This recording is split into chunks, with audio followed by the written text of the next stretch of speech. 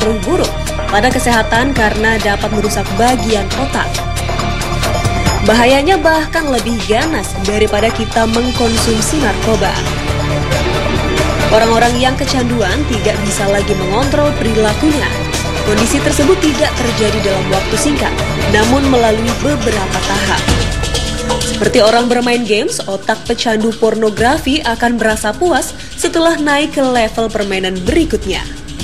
Tidak akan cukup melihat 1 atau 2 video dan gambar, tetapi akan terpacu untuk mengulang lagi dan lagi adegan yang sudah mereka lihat. Orang yang memiliki kecanduan memiliki rasa butuh dan candu karena tidak nyaman jika tidak melihat pornografi selama beberapa hari. Begitulah bahaya pornografi. Jadi jangan sampai orang terdekat kita yang terjebak dalam jeratan pornografi ya.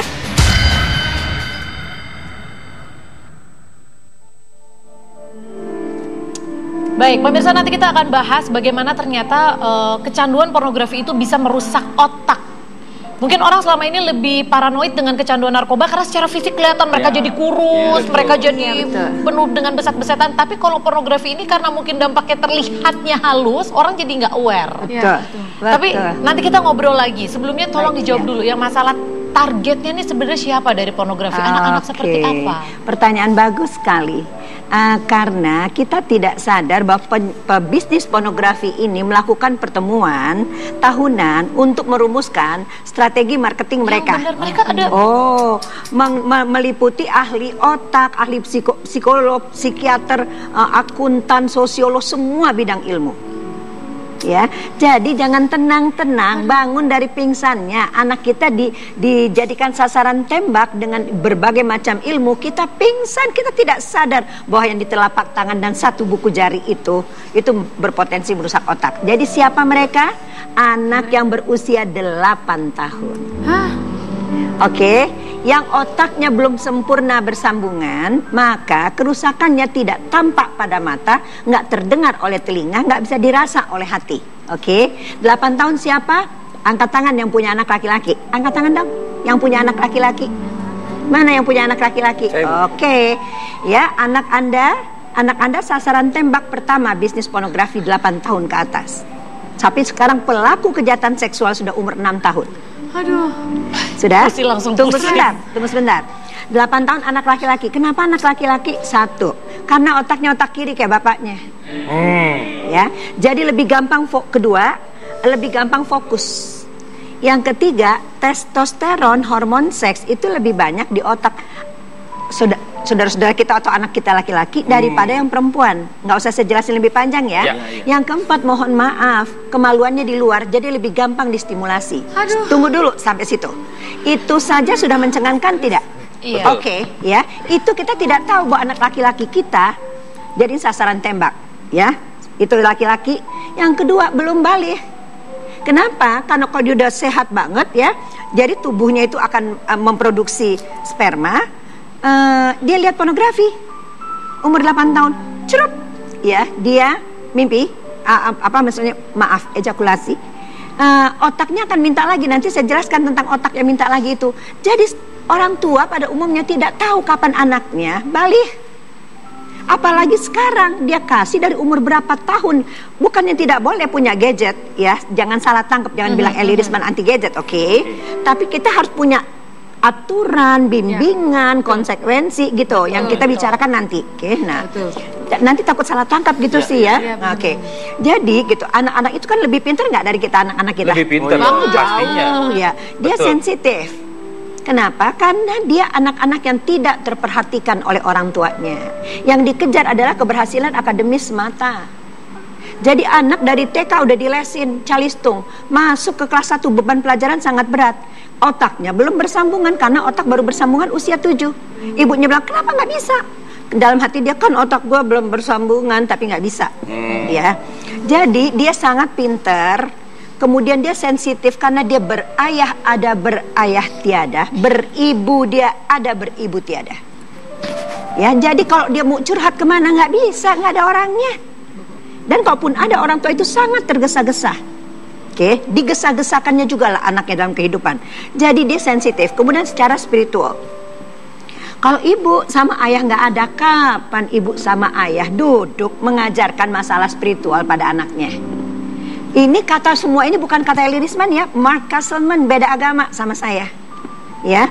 Tapi itu sekarang kita nggak peduli suku kita nggak peduli agama kita satu bangsa, oke?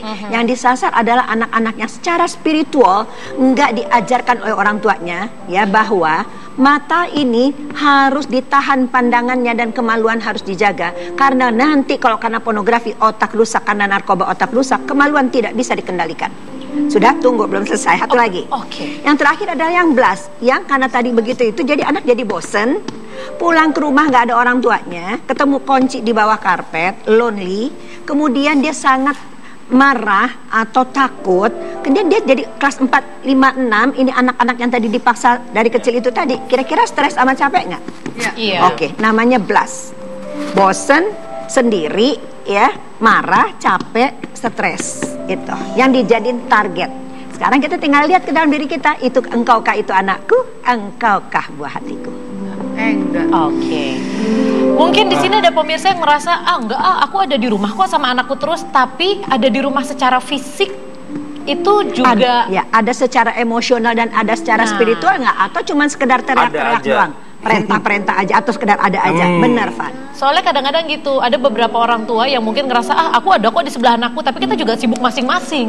Seperti itu. Tadi saya sempat curhat sama Bu Eli bahwa saya sudah mencoba membentengi anak saya dengan hal-hal yang tidak diperbolehkan. Tapi ternyata dengan teman-temannya dia bermain, lingkungan, itu kan tidak bisa kita awasi selalu gitu loh. Akhirnya terpaksa saya mengawasi di luar itu semua. Nah itu jadi pertanyaan lagi Bu Eli. Kalau misalkan seperti tadi, karena kita sudah membentengi, kita sudah berusaha sebaik mungkin, tapi kita kan juga nggak menutup yang namanya lingkungan. Kita pun udah dewasa pun ketika terpengaruh lingkungan bisa jadi. Bisa ke bawah, ya. Nah kalau anak-anak gimana sebenarnya bagus? Ya, jadi gini ya, pada 0 sampai 7 tahun, anak-anak itu berada di sekitar rok emaknya, gitulah istilahnya, di dalam rumah ya kan. Tapi di atas 7 tahun karena otaknya udah bersambungan, batas lagi kan bukan hanya pekarangan rumah ya kan. Nah, keluar. Jadi sebetulnya gitu loh, yang dilakukan yang kita ajar, saya harus mempertanyakan apa yang dimaksud dengan tadi, apa istilahnya Pak? Tadi istilahnya apa? Benteng. Benteng nggak bisa. Itu disebut eksternal kontrol di luar diri anak. Yang harus dibangun pada anak adalah kontrol di dalam dirinya. Itu. Nggak bisa buru-buru. Harus diomongin. Dan satu lagi, orang tua selalu merasa, udah saya bilang sama dia, kenapa sih nggak dengerin, kamu nggak pernah dengar itu. Kita sudah mengatakan, kita pikir sudah mengajari, belum. Yang hilang dari kita adalah mengajari. Kalau mengajari harus 1, ada waktu, 2, diskusi, 3, role play. Jadi ini kamu jadi anaknya mama ya. Kan mama udah kasih tahu kamu begini-begini kan. Terus temenmu tuh Cipan, nih lihat nih, aku punya sesuatu nih, lihat deh.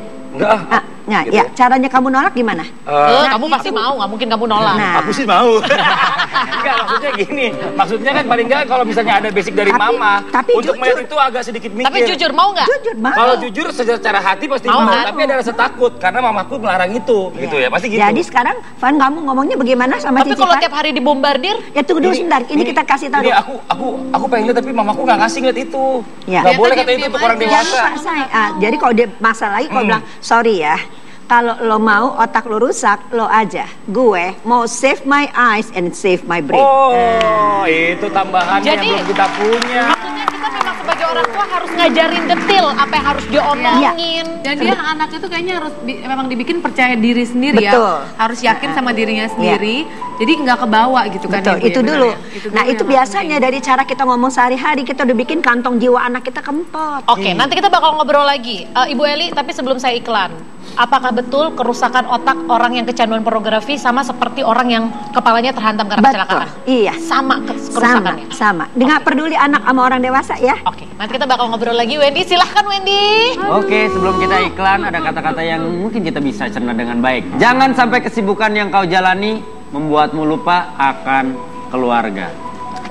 Kita balik lagi di Basa-Basi. Mungkin inilah rasanya suka pada pandang pertama. Sejak pertama aku bertanya